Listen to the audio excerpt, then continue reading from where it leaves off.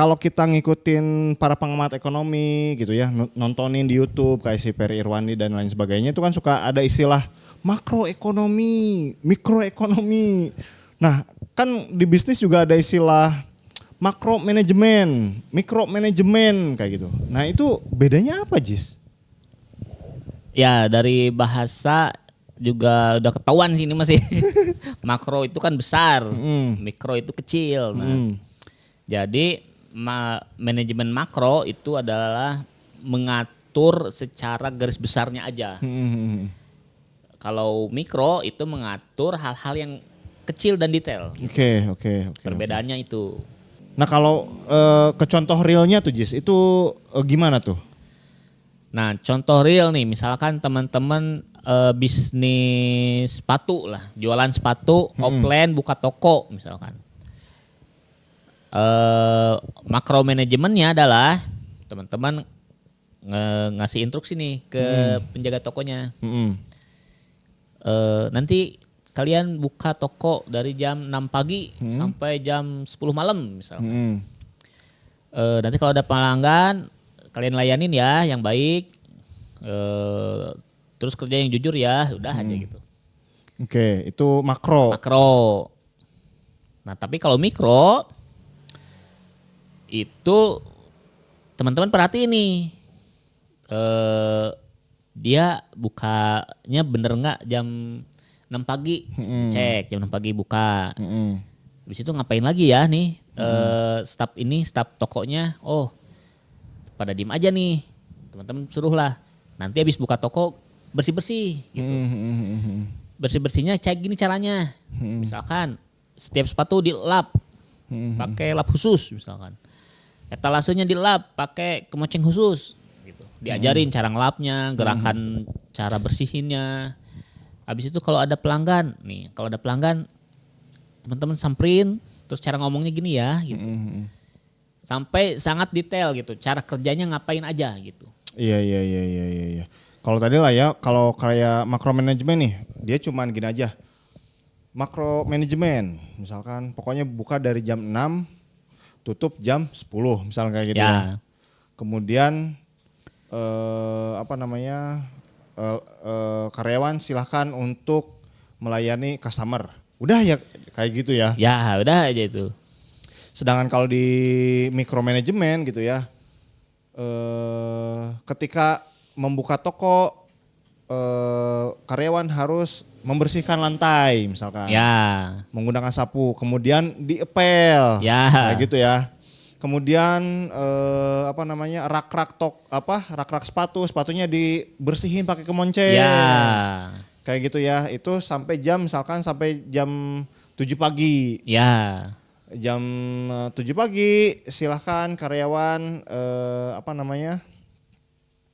menunggu konsumen. Boleh makan dulu tuh selama setengah jam misalkan sambil menunggu. Kemudian kalau ada konsumen datang, cara pengucapannya adalah pengucapan salam dulu. Kemudian datangi konsumen, misalkan Ibu mau cari apa atau Bapak mau cari apa, ditanyakan pertanyaannya. Bener. Kemudian dan lain sebagainya, itulah micromanagement kayak gitu lah. Iya. Itu sudah tertuang tuh di situ ya, di aturannya, di manajemennya kayak gitu ya. Bener. Bahkan sampai yang nyusun sepatu moncongnya harus di depan. Nah, misalkan. Iya. Sampai wah ini orang ini bos katanya terlalu sangat detail misalkan. Benar. Sampai diperhatiin posisi sepatunya. Itu sebenarnya bukan karena detail, tapi memang harusnya seperti itu misalkan gitu ya. Nah jadi itulah perbedaannya si makro dan si mikro gitu. Iya. Nah ini si makro sama si mikro ini pengaruh nggak sih ke omset, Jis? Pengaruh. Karena ada momen gini, teman-teman tuh nggak bisa memanage bisnis dengan makro terus. Oke. Memang bisnis kan kadang ditinggalin lah sama si ownernya. Pada saat ditinggalin itu kan makro artinya kan. Ya dia cuma memantau aja gitu, memantau gitu. Tapi ada momen di mana bisnisnya sepi, nah atau ada kendala, ya bosnya harus turun tangan dan memanage di level mikro gitu. Misalkan ya hari Senin dilihat di CCTV, wah bener nih buka toko. Ada pelanggan datang, kok tapi dia nggak jadi beli ya. Ada pelanggan datang nggak jadi beli ya. Gitu.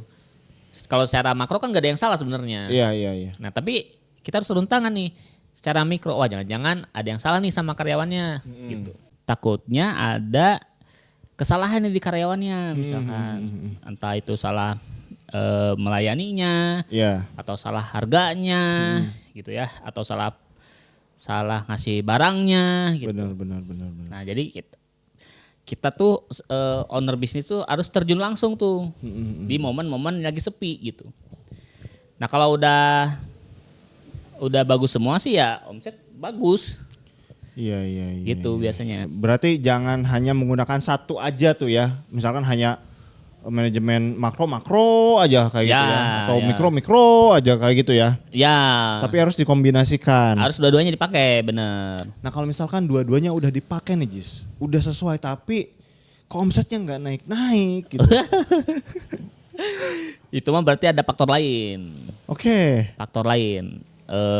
Misalkan promosinya, iklannya kurang gitu. Orang-orang tuh nggak tahu kita jualan apa gitu. Banyak faktor lah. Oke. Nah tapi yang penting makro manajemen dan mikro manajemennya udah bener nih.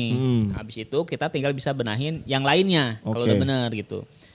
Nah yang harus dibenahin dalam bisnis itu selain dari manajemennya ada di brandingnya. Atau bahasa gampangnya reputasi lah. Jadi kita harus membangun reputasi. Misalkan, oh toko ini mah ramah nih, bagus. Misalkan. Terus barangnya juga kekinian, stok-stok baru misalkan.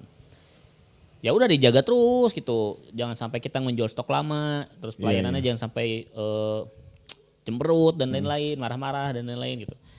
Ya kita harus membangun brand, artinya membangun reputasi. Ini toko sepatu yang seperti apa sih gitu. Iya. Ibaratnya mah kita udah nih makro manajemennya, mikro manajemennya udah ada kayak gitu. Cuman reputasinya belum jelas. Kayak toko tiap hari dicat, tiap bulan berubah warna misalkan kayak gitu ya. Mau reputasi yang seperti apa nih yang yang diangkat gitu. Bener, kayak gitu ya. Bener. Ya misalkan gini lah, ini tuh toko sepatu olahraga atau sepatu kasual atau sepatu formal gitu. Atau sepatu apa sih gitu. Jangan sampai misalkan bulan ini tiba-tiba jadi sepatu formal, bulan depan jadi sepatu olahraga gitu. Iya. Ya pokoknya kita membangun reputasi lah, sama kayak bisnis manapun lah, kita harus membangun reputasi, membangun brand, dan dalam membangun brand tentu harus ada nama usahanya yang bagus, yang benar nama usahanya. Habis itu kasih logo ya, kasih logo. Terus habis itu packagingnya jangan lupa, misalkan si tas belanjaannya tuh harus ada logo kitanya gitu. Terus di sosial media posting juga harus sesuai dengan jati diri si brandnya ini. Misalkan toko sepatu olahraga yang lengkap, ya udah diposting lah di sosial media, ada sepatu tentang olahraga basket, ada poli, ada padel mungkin gitu ya, perlengkapannya dan lain-lain gitu. Membangun brand lah, dan itu butuh logo, butuh desain packaging gitu. Dan jangan lupa mereknya harus didaftarkan kalau main brand, karena takutnya nanti ada penyalahgunaan nama kita dipakai sama orang. Benar. Nah itu Kebun Desain bisa nggak Jis tadi tuh menangani masalah brandnya, reputasi kayak gitu, menangani masalah legalitas merek kayak gitu? Bisa. Buat teman-teman yang mau bikin logo, bikin desain packaging gitu ya, terus mau daftar merek, haki secara resmi, bisa melalui Kebun Desain, langsung aja WA ke nomor yang tertera di layar. Nah kayak gitu ya teman-teman, gampang tinggal WA aja nomor yang tadi. Oke, thank you, sampai jumpa di video kita selanjutnya. Bye-bye.